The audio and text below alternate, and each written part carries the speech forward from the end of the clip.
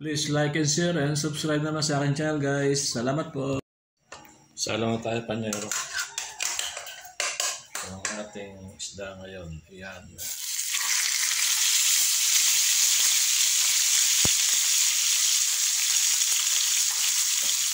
Bumito tayo ng escabeche.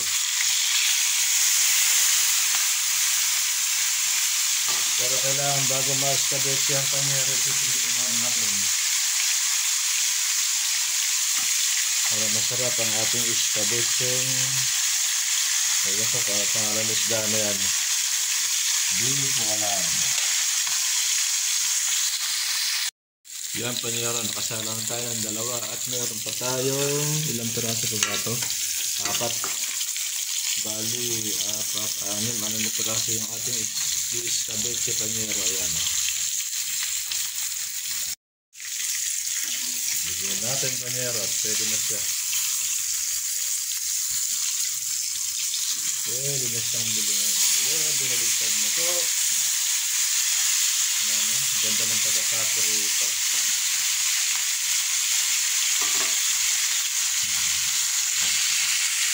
Pwede nang hanguin panyero ang unang batch ng ating isda.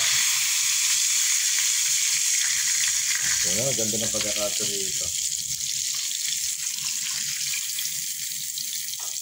Sakto, hindi siya dumikit sa ating kawali. Sana ulit tayo. Ayan.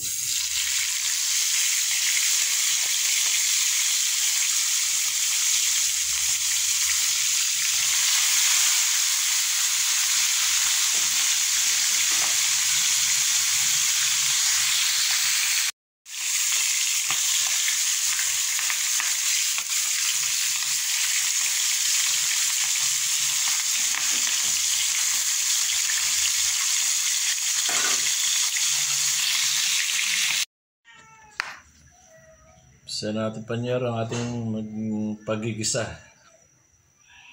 Luluto tayo ng escabecheng isdang, hindi ko alam ang pangalan, kung ano pangalan ng isda na yun.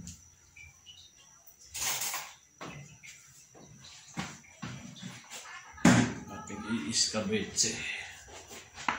Escabeche ni panyero, yun ang mangyayari dyan.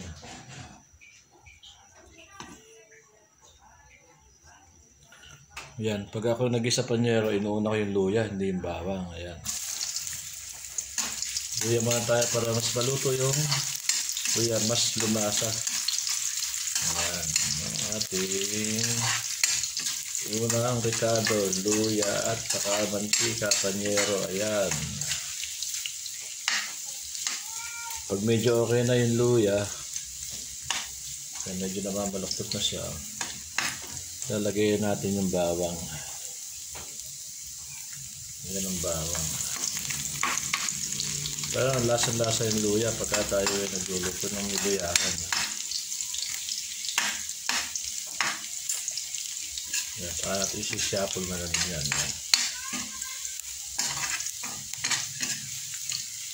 Tapos yung sibuyas ang panghuli. Yan.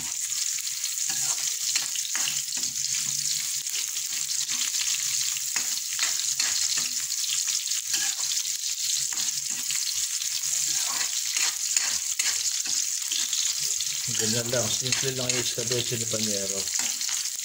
Tapos lalagay natin ng paminta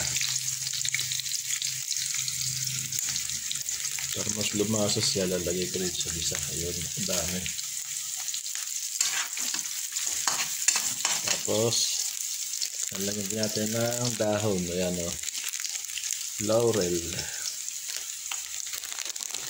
Simple lang yan o. Simple. Tapos lalagay natin ng suka para mas maluto siya. Ay, wala pa nga palang kwan. Lagyan natin ng konting kulay, toyo. Ayan. Para medyo kumulay yung ating escabeche. Tapos lalagyan ko ng suka. Ayan. Saan natin.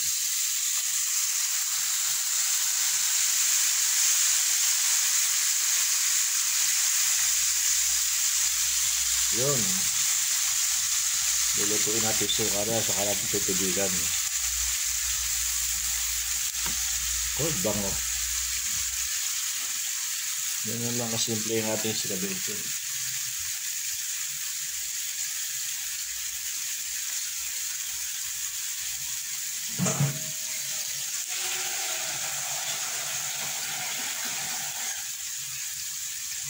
Yan.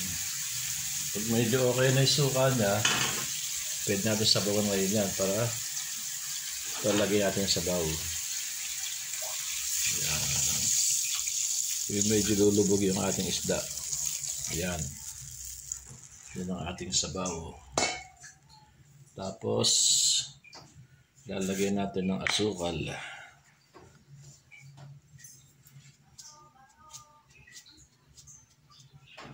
Yan. Yun ang asukal niya. Pakukuluin natin ngayon yan. Pakukuluin. Yan.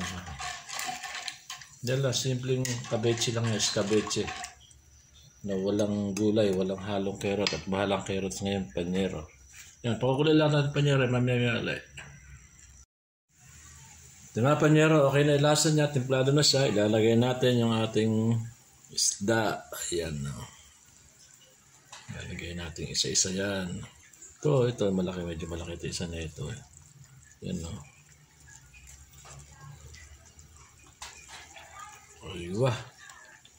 Aywa na. Sarap. May lang panyero ang escabeche natin. Escabeche ala panyero. Ayan ang ating escabecho. Ayan, pakukuluan natin ng pakukuluan yan para lumasa yung timpla nyo. Dapat sana panyero, meron pa yan eh. Merong carrot, saka itong siling green, yung malaki. Mas masarap yan kung may sili siya. Pero wala tayo nun, tama na yan, okay na yan. Yan, pakukuluan lang, tatakpan ulit natin muna para siya kuluan ng kuluan. Yan guys, medyo okay na siya. Yan. Masarap-sarap naman yan yung may konting sabaw para nun. Meron tayo pang sabaw. Yan. Yan ang escabeche ala panyero. Ready na guys yan. Kain tayo.